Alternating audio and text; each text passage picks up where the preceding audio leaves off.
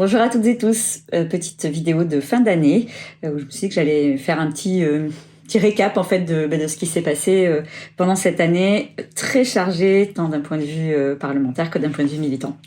Alors, pour moi, cette année parlementaire, elle a commencé par une victoire. C'était le 18 janvier et j'ai eu la chance de porter la voix de mon groupe, la France Insoumise, dans le cadre d'une proposition de résolution transpartisane pour un moratoire contre l'exploitation minière en fond marin.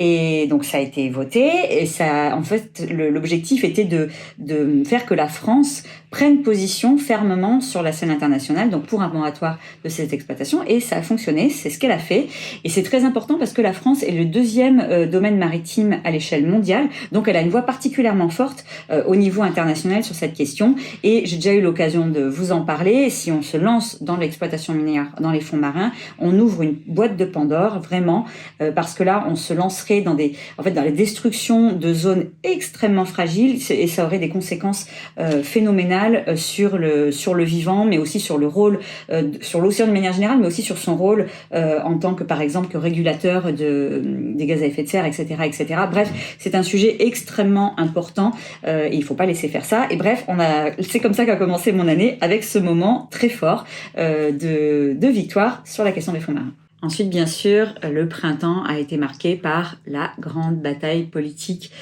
qu'on a menée autour de la réforme des retraites. C'était un moment très important déjà de mobilisation populaire, parce qu'on a vu j'ai plus de 3 millions de personnes dans les rues dans toute la France, avec y compris dans des petites villes, enfin des mouvements, des mobilisations populaires comme on n'en avait plus vu depuis des années et des années, avec une intersyndicale unie contre ce projet. Faut bien avoir en tête que 93% des actifs en France étaient contre la réforme de la retraite, et puis surtout donc l'allongement de la retraite à 64 ans, et c'était vraiment une belle bataille politique, pareil, qu'on a menée de manière unitaire avec toutes les forces de la NUPES, des grands moments. Je repense par exemple à la manifestation du 8 mars à Toulouse, à laquelle donc j'ai pu participer, qui était donc une manifestation évidemment féministe, mais qui avait réussi à faire justement la convergence des luttes. Je crois que ça a été presque unique en France, ou peut-être même unique, avec toute l'intersyndicale là aussi, qui avait fait un focus sur la bataille des retraites, et avec raison, puisqu'en réalité les femmes sont les premières victimes de ce recul de l'âge à la retraite, les premières victimes qui vont se retrouver à avoir une retraite plus faible, etc., du fait de cette réforme. Donc ça faisait vraiment sens, et c'était là encore un beau moment d'unité populaire, syndicale, militante autour de cette question. Et voilà, ça nous a montré aussi qu'on est toujours capable de résister comme ça à l'abus de pouvoir, en l'occurrence du gouvernement.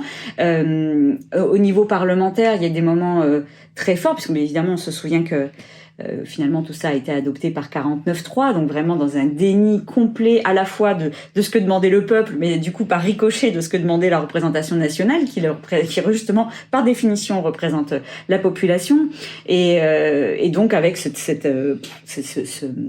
couperet du 49.3 qui dit bon, en fait on s'en fiche, on décide tout seul, ça sera comme ça et pas autrement, et qui était d'une symbolique extrêmement forte. Et moi je garde comme moment particulier celui où nous avons chanté la Marseillaise dans l'hémicycle, au moment donc où la première ministre annonçait le 49.3. C'était extrêmement fort, parce que je le dis, être debout, chanter la Marseillaise, le poing levé dans ce lieu-là, dans l'hémicycle, face à la première ministre qui essaye d'annoncer son texte, sa déclaration pour le 49.3, c'était extrêmement fort en émotion, et puis vraiment un moment en plus où je me sentais vraiment à ma place, vraiment, avoir un rôle de représentante du peuple, penser tous ces gens derrière nous qui refusaient ce projet de loi, et là nous on était tous là pour dire en fait on baissera pas la tête, vous passez en force, mais on baissera pas la tête, on résistera jusqu'au bout. Et d'ailleurs on l'a vu par la suite, à chaque fois qu'on a pu remettre la question des retraites sur la table, on l'a fait, et on continuera, et quand on prendra le pouvoir dans ce pays, on reviendra sur cette décision unique. Mais c'était un moment très fort qui en plus a fait le tour de la presse internationale, avec les photos des députés bras dessus, bras dessous, un moment vraiment fort politiquement, émotionnellement, mais je crois aussi démocratiquement, puisque là il s'est passé aussi vraiment quelque chose autour de ce 49.3 qui a cassé quelque chose aussi entre la population et le gouvernement, le président Macron. Et d'ailleurs, vous savez peut-être que je siège à l'Assemblée parlementaire du Conseil de l'Europe. Eh bien, c'est une organisation internationale, rien à voir avec les, je le précise, avec les institutions européennes. Ça regroupe 46 États, etc. Et on discute beaucoup de la question notamment des droits de l'homme. Donc, ce Conseil de l'Europe a sollicité en fait un de ces organes, un organe consultatif qui s'appelle la Commission de Venise. J'y étais le week-end dernier. Je vous en reparlerai. En tout cas, c'est un organe consultatif composé d'experts juristes en fait de 61 États et qui fait du droit comparé, si vous voulez, notamment du droit constitutionnel. Donc, il va donner son avis sur des propositions, sur des propositions de loi, des projets de loi ou des fonctionnements démocratiques en regardant un peu ce qui se passe dans les autres États. Et donc, son avis a été sollicité sur l'utilisation du 49.3 dans le cadre du projet de loi sur les retraites. Et donc, cette commission, eh ben, elle a rendu un avis.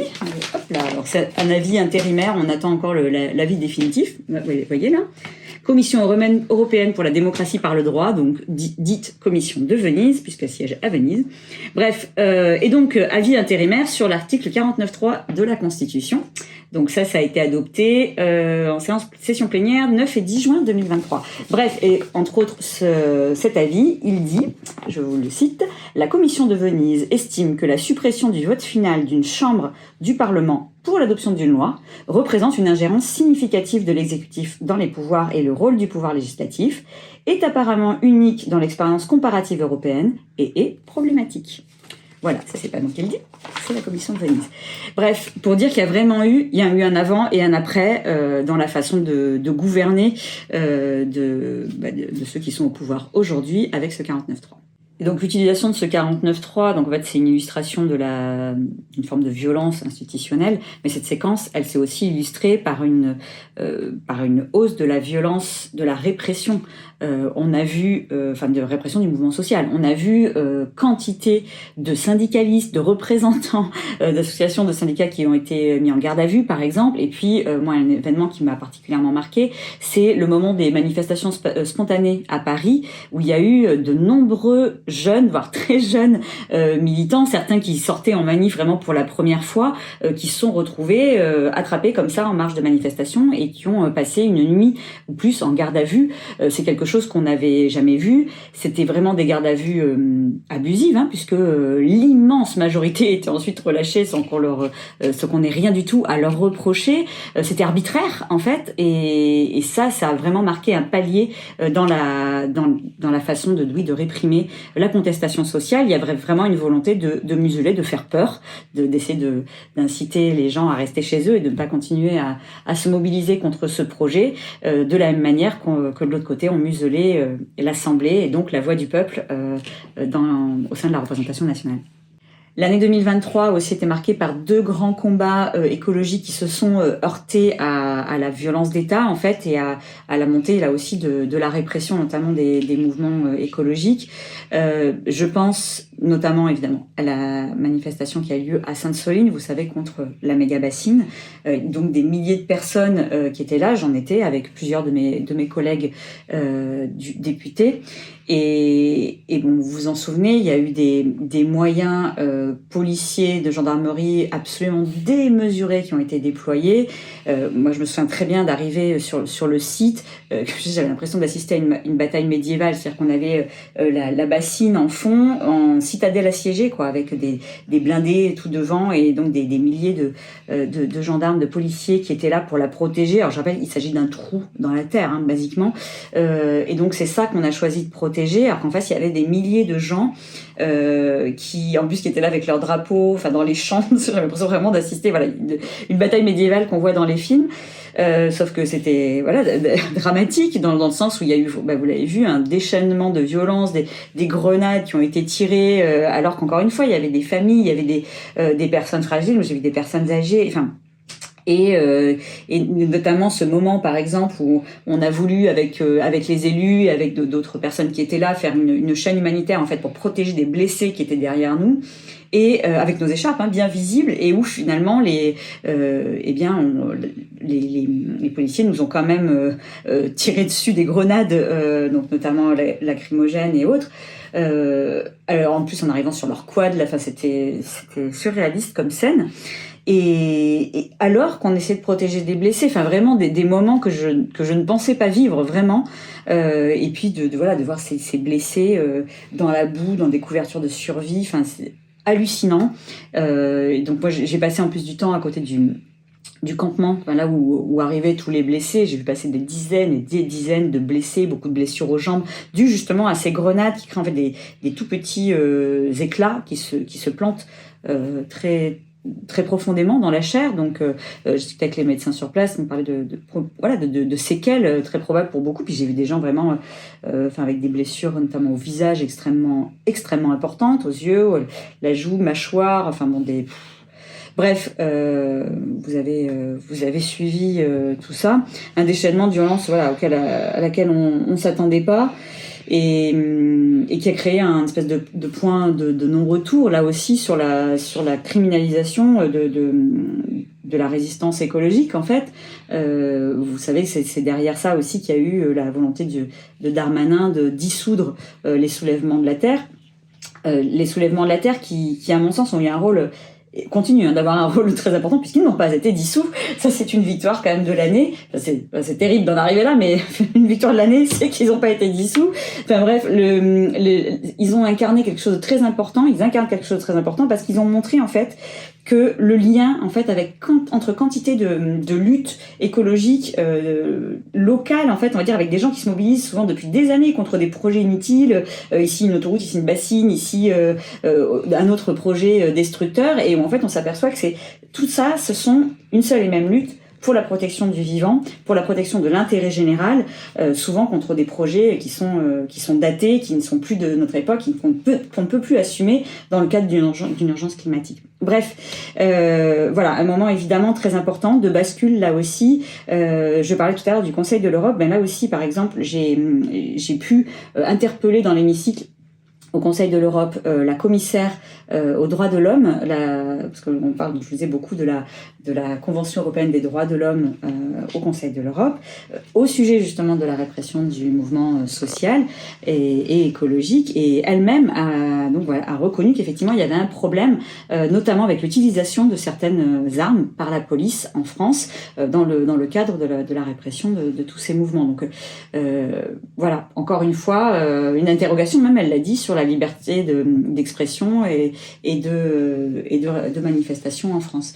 Donc une inquiétude qui n'est pas seulement que nous ne sommes pas seuls à évoquer. Il y a un vrai regard international sur l'évolution de la situation en France, sur ses fondamentaux démocratiques. Et donc, le deuxième grand combat qui m'a beaucoup mobilisée, avec d'autres, mais c'est évidemment celui contre l'autoroute A69, donc là qui s'est surtout cristallisé cet automne, mais en réalité où quantité de collectifs de militants sont mobilisés depuis des années. Vous savez, c'est pour l'autoroute A69, c'est l'autoroute Toulouse-Castres, donc en l'occurrence, c'est tout près de chez moi. Donc c'est un sujet que je connais bien et depuis longtemps. Et là aussi, on a vu en fait un gouvernement qui s'entête avec la présidente de région, Carole Delga, aussi sur un projet qui est complètement suranné en fait, ça a été pensé il y a 25, il y a 30 ans, qui à notre sens n'est plus adapté aux besoins du territoire aujourd'hui. Il s'agit de doubler une route nationale existante. On pourrait tellement faire autrement. Et d'ailleurs, justement, notamment le collectif La Voie est libre propose une alternative qui n'a absolument pas été étudiée, d'un projet qui soit un vrai projet d'aménagement du territoire autour justement d'un réaménagement de la route nationale existante, etc., etc. Et d'ailleurs, j'ai pu remettre de la part du collectif ce projet cette proposition de scénario alternatif au ministre Clément Beaune, aussi à Carole Delga. Et puis, vous le savez, derrière, il y a eu tout ce mouvement populaire, spontané de citoyens qui se sont mobilisés, notamment contre l'abattage des arbres, en fait, parce qu'il y a des arbres centenaires magnifiques qui sont de fait des réserves de biodiversité, mais aussi qui ont un rôle important pour la préservation du sol, pour le captage du CO2, etc., etc. Enfin bref, il y a notamment le GNSA qui se mobilise sur cette question, et là, en l'occurrence, il y a eu la figure de Thomas Braille, militant donc du GNSA, qui a émergé, mais avec lui d'autres qui, vous vous en souvenez, se sont mis en grève de la faim, sont mis à occuper les arbres, on les a surnommés du coup les écureuils, avec une belle mobilisation à la fois poétique et à la fois dramatique, puisque des gens en sont arrivés à mettre leur vie dans la balance, littéralement.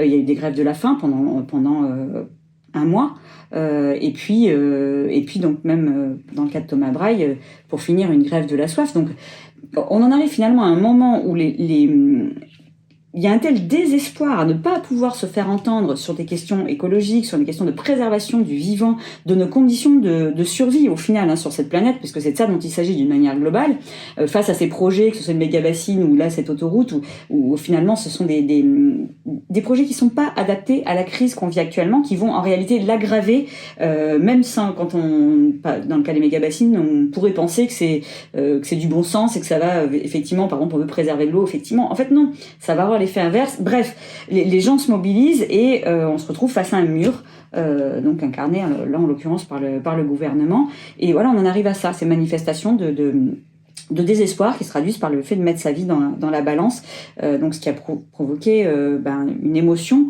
très forte dans tout le pays autour de cette question, et en même temps qui a mis en lumière l'importance de se battre effectivement pour le vivant d'une manière générale, et là en l'occurrence contre cette autoroute.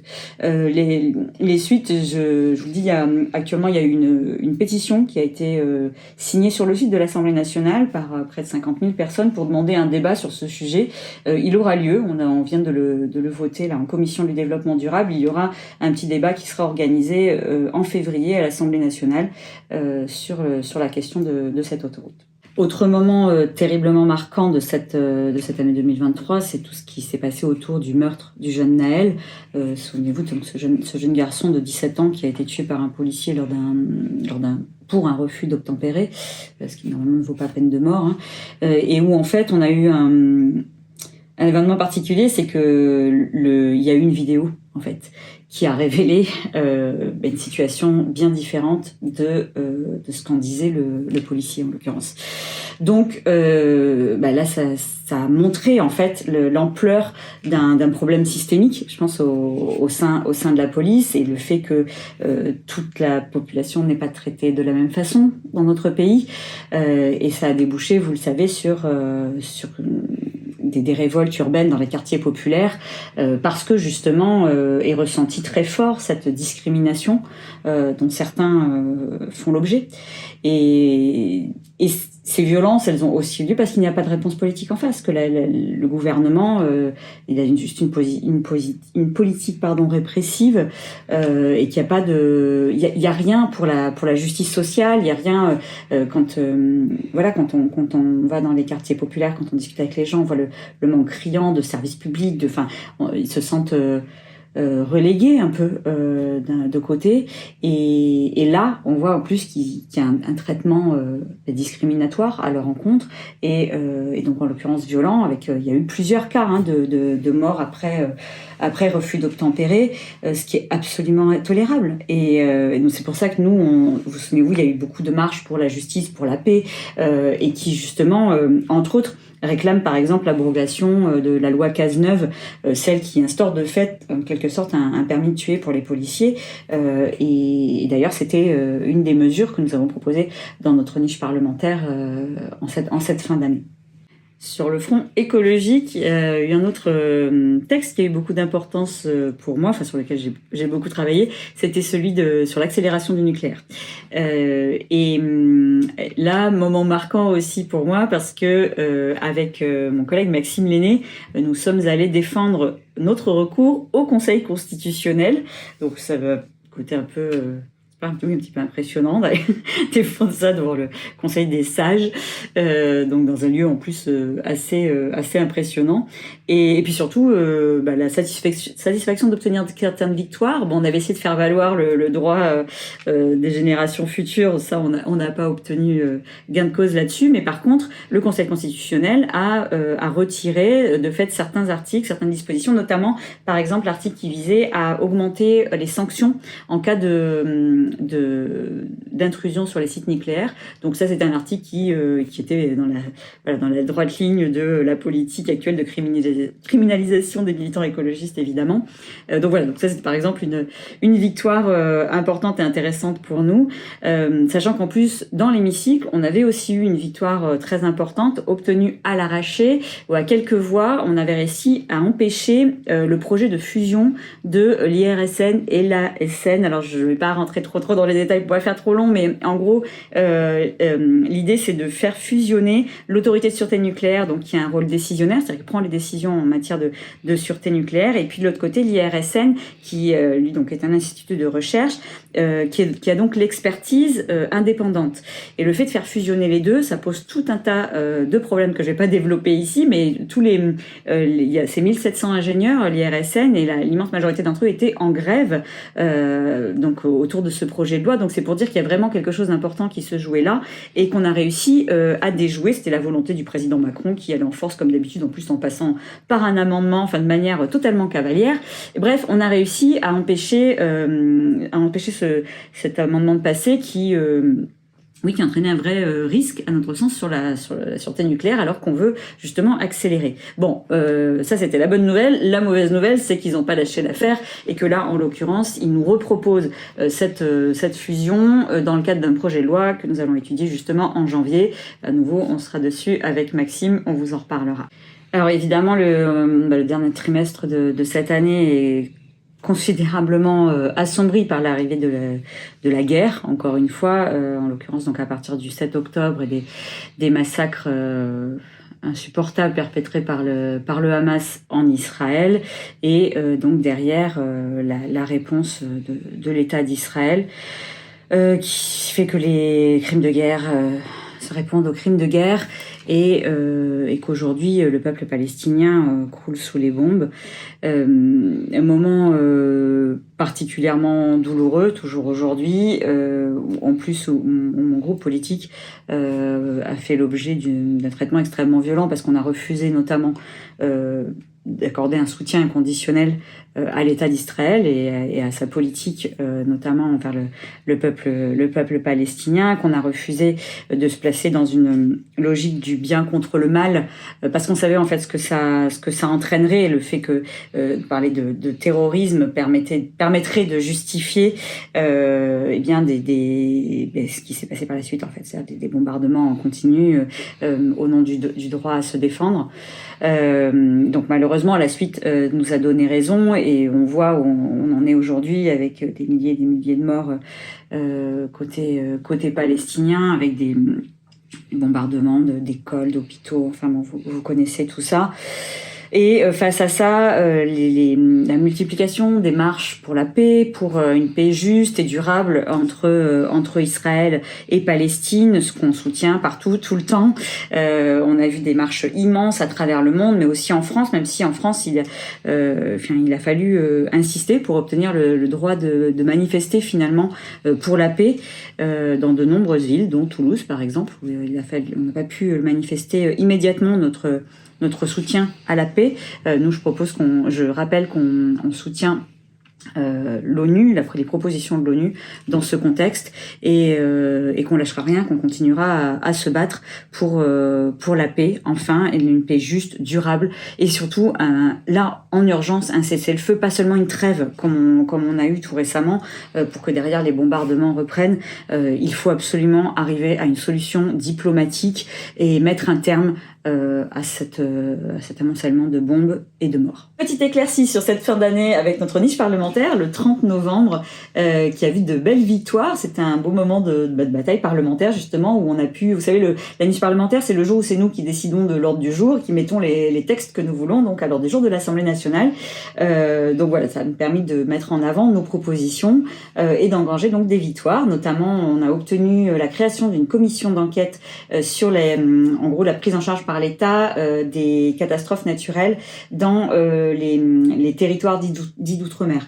Donc parce que vous savez que ce sont des zones qui sont beaucoup plus sensibles, en tout cas qui sont les premières atteintes par les changements climatiques qu'on vit aujourd'hui, et puis en plus qui sont des territoires qui sont, étant un peu éloignés, on va dire, de l'Hexagone, sont souvent oubliés dans les politiques publiques. Bref, commission extrêmement importante et qui va donc qui va démarrer là en ce moment. Autre victoire, nous avons obtenu, c'était le texte de loi qui a été proposé par Daniel Obono pour le fait de revenir à un accueil physique dans les services publics. Donc ça, c'est hyper important parce que c'est une condition d'accès aux services publics pour toutes et tous. Il y a quantité de zones, notamment en ruralité, même dans les quartiers populaires, où on voit les services publics disparaître les uns après les autres, et puis surtout se retrouver face à un accueil, une machine, un téléphone, la nécessité d'aller sur Internet, ce qui n'est pas du tout accessible à tout le monde pour tout un tas de raisons. Bref, le retour d'un accueil physique, pouvoir parler à une personne et d'être aiguillé, c'est hyper important et c'est une très belle victoire. Et enfin, nous avons une presque victoire sur notre texte porté par Manuel Bompard sur l'encadrement des marges de la grande distribution, des raffineurs, etc., etc. Donc, une mesure extrêmement importante aujourd'hui où l'immense majorité des Français souffrent de l'inflation, peinent à joindre les deux bouts, etc., etc. Mais c'est pas passé à 6 voix près. Donc, encore une fois, la Macronie hors sol, pas capable de prendre les mesures qui s'imposent face à la détresse qui monte dans notre pays, où on a le ministre Le Maire qui se contente de demander à l'industrie, à l'agroalimentaire, à la grande distribution de bien vouloir faire des efforts, alors que le gouvernement, l'État pourrait agir, devrait agir. En tout cas, on a montré que nous, on était capables de proposer des mesures qui changeraient la vie des gens au quotidien, qui la faciliteraient en l'occurrence, et puis que c'est pas passé loin et que le jour où on sera au pouvoir, c'est ce type de mesures que nous, on fera rentrer dans la loi. Et puis malheureusement, donc l'année se termine sur une note sombre au niveau parlementaire avec l'adoption du projet de loi immigration, la loi immonde de Darmanin, qui est ni plus ni moins qu'une reprise des propositions du Rassemblement national, qui d'ailleurs s'en félicite de manière très audible. C'est un concentré d'inhumanité, ce texte, c'est une honte. Ça va durcir considérablement les conditions de vie des étrangers, des demandeurs d'asile. Enfin, c'est un texte absolument insupportable et qui a été adopté, vous l'avez vu, par la Macronie avec le Rassemblement national, les Républicains bien sûr. Mais vraiment dans un moment d'effondrement aussi. C'est-à-dire que vous vous souvenez, les élections de 2022 étaient marquées par l'arrivée des 3 blocs. Là, en fait, on voit le bloc du centre, donc de la Macronie, qui s'effondre littéralement, qui se retrouve à adopter les positions du Rassemblement national pour s'assurer ses voix. Je rappelle au passage qu'on en est quand même au 23e 49.3, donc prononcé par Elisabeth Borne. Donc on arrive vraiment à un niveau de bâillonnement du Parlement qui est complètement inédit. Ça frôle même le ridicule, quoi. Un tel mépris. Enfin, c'est juste insupportable. On travaille, on fait des amendements, etc. On sait que tout est balayé derrière. Enfin bref, la ministre prend à peine le temps de faire des discours. Je crois que le dernier, il a duré 40 secondes. Enfin, c'est n'importe quoi. Et c'est vraiment un déni, du rôle du Parlement.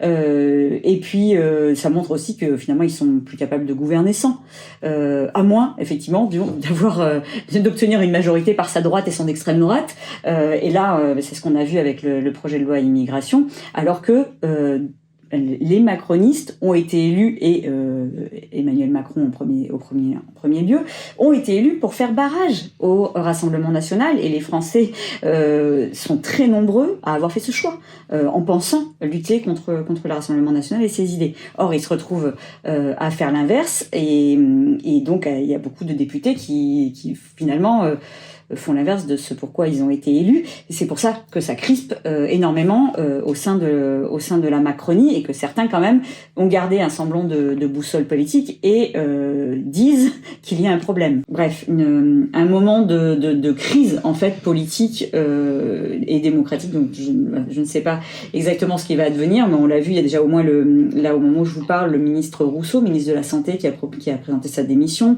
25% des députés macronistes qui n'ont pas voté la loi. On se souvient par exemple du président de la commission des lois, Sacha Houlié, qui n'a pas voté la loi, qui l'estimait beaucoup trop dure. Enfin là, vraie crise dans la majorité présidentielle. Nous, en face, on voit qu'on est l'alternative, qu'en face, justement, les forces de la NUPES tiennent le cap, finalement, on incarne l'alternative politique, la vraie, le pôle de résistance face, du coup, à une forme d'hégémonie des idées d'extrême droite. C'est ça qui se passe aujourd'hui, qui doit être un signal d'alarme absolument terrible pour nous tous, et qu'on doit entendre. Il faut qu'on soit forts, rassemblés, ensemble, solidaires, pour faire face à la suite, que je ne connais pas.